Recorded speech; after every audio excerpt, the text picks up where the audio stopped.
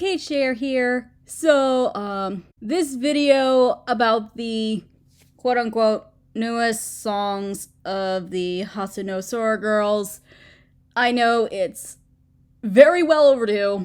I had planned to record at least a video of myself reacting to these songs last week, but I was on vacation last week, and I thought that I would get some time alone in my hotel room to record a quick video, to say the least, but that did not happen. In the past work week, I thought I was going to record then too, but my family was still here, and I did not have time to record by myself. So now that I have the time, I'm just gonna be blunt with you, I am very exhausted.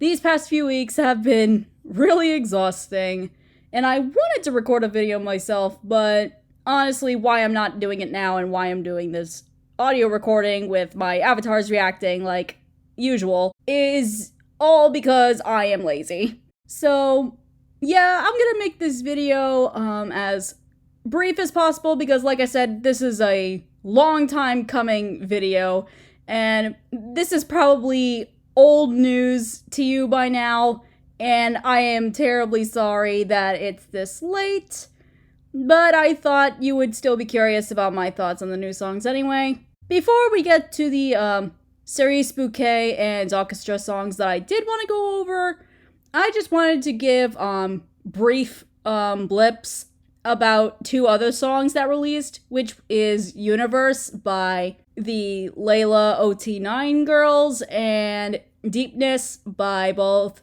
the combination of the Series Bouquet and Orchestra girls. I don't know why I worded it like that. It's basically Hasunosora because they're all in the same club, but I digress. So with Universe, I thought it was great.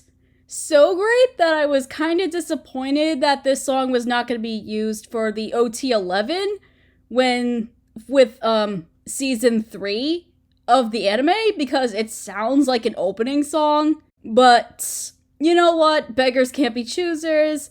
I really liked this song. I really liked how, I don't want to say bombastic, that's not the word, but how, grand it sounded. And the girls' vocals were great as always. I don't have too much to say on that, just that it sounded like a possible, track that could have been used for the anime. I don't know why they didn't, but oh well. And then the next one is Deepness by the Hasunosora girls. And just to be very brief, I'm autistic. I think you guys know that by now. I really can't stand when there's too much noise going on.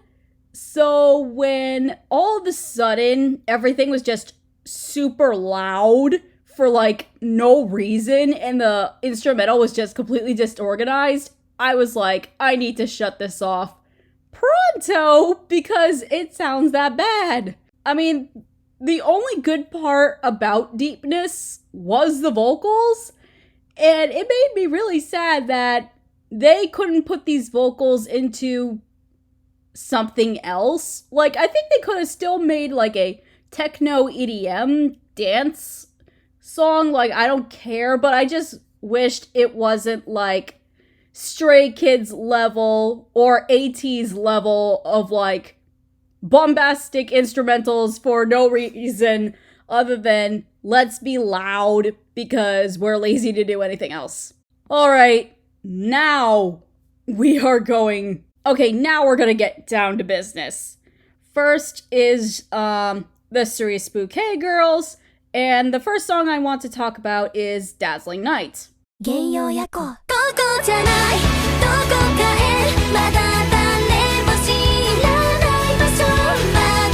Now, this was the one that managed to get a full preview or the full song released back at the beginning of this month. And the first thing I thought of when I listened to this was it was gorgeous. Really pretty to listen to. It's it's like you have this theme song in the back of your head that you and your best friend are like dancing in this theme park, in which the theme of this theme park is that it takes place in a suburban town and you guys are just enjoying the time of your lives. And the second thing that I thought of as I was listening to the whole thing of it is that it reminded me of what Aquas used to do back in the 2010s, and a whole wave of nostalgia just flooded over me as I was listening to it. My only critique is that I wish they kind of released this in the spring and not the summer because it sounds more springy, but it's a very minor complaint. I'm glad it exists, and I'm glad I didn't have to wait longer to listen to it in the first place. The second one from the Cerise Bouquet new single is called Kawaii no Susume. Kawaii no Susume. Shining bright, 太陽を浴びて make me fly, 笑顔も変わる.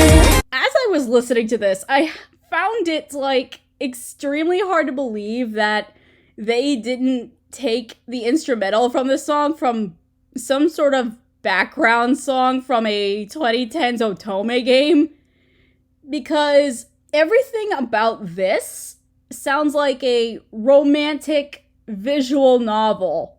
I also fell in love with this. Like, I wouldn't say it's nostalgic because I have no idea where this instrumental would be from, because I've never played that many Otome games in my entire life, but it just sounds familiar. And that familiarity gives it a cozy romantic feel, which also made me give it a thumbs up. Cait Cher approved. I don't know what else there is to say. Like, I'm sorry, I'm so tired that I can't think of proper critiques. But I also adored this track. I think Cerise Bouquet went hard on these songs again, as they usually do. Okay, now we're going to the Dalkestra side. And the first song that I'm covering is Own Diary. 自分ダイアリー努力はいつか報われるって聞いただけどね夢で終わることばかりだったみたい So, I was very confused when listening to the thing for the first time, because the majority of the intro to the song was a spoken word piece, which is not a bad thing because a lot of people do that, but it took up almost the entirety of the intro, of the verse, actually, I should say. And I was like, okay, I don't know if the songs are out yet or not, I haven't checked, but I'm like, if the whole song, or the whole verses, I should say, like all the verses in the song are like spoken word like that, I'm just gonna be sitting here like, I mean, it's pretty and all, but it's not exactly that interesting. Unless, look, I don't know Japanese that well, so if I'm listening to something, or if I were to watch an anime without the English, like, subtitles on the bottom of the screen, I probably would understand, like, an eighth to a sixth of what they're saying, but the fact that it's a song and I don't have the translated lyrics in front of me, like, I probably would not understand a lick of what the spoken word piece is trying to say, especially if I'm listening to it on Spotify and such. Like, am I gonna be paying attention to that? Maybe that's my own fault. For basically what I think is a filler song in this case, I thought the rest of it was cute, but I think this is one song that I definitely might live without. Which I think for Dalkestra is okay because they have had like a lot of bangers since their debut in the first place. So I think this is just one blip in their subunit discography, which is completely totally fine. And the last song we're going to cover for today is called Mirage Voyage. Mirage Voyage.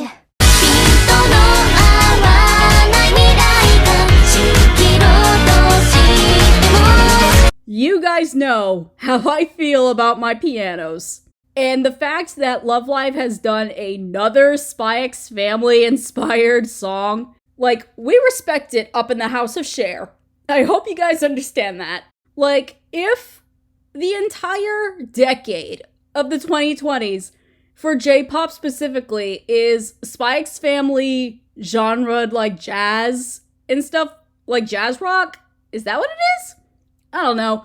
I would not complain. Like, I think it would be fantastic. But for some reason, kind of like Own Diary, I also felt like this song was a throwaway. Like, unlike their past songs, like Sayaka and the other girl's name is blanking out on me, and I just watched their recent subtitled arc in like Link Love Live 2.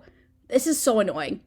Like, their vocals felt very strained in this. Like, they're having trouble singing it for some reason, which I'm not sure why. Like, it's very weird how for some songs that the instrumental is just way better than the vocals are sometimes. I like the song for the instrumental, but I probably would not listen to it because the vocals might take me out of that headspace. So I'm afraid this is also a pass. So those are my thoughts on the new Love Live songs that are coming out. I know that album 6 of the Nijigasaki Girls is coming out soon, and I am excited for that. But for now, if you guys enjoyed my video, make sure you hit the like button. You comment down your thoughts down below, and you hit the subscribe if you haven't done so for more content. I'm Cait, Cher, and it's been real. Ciao!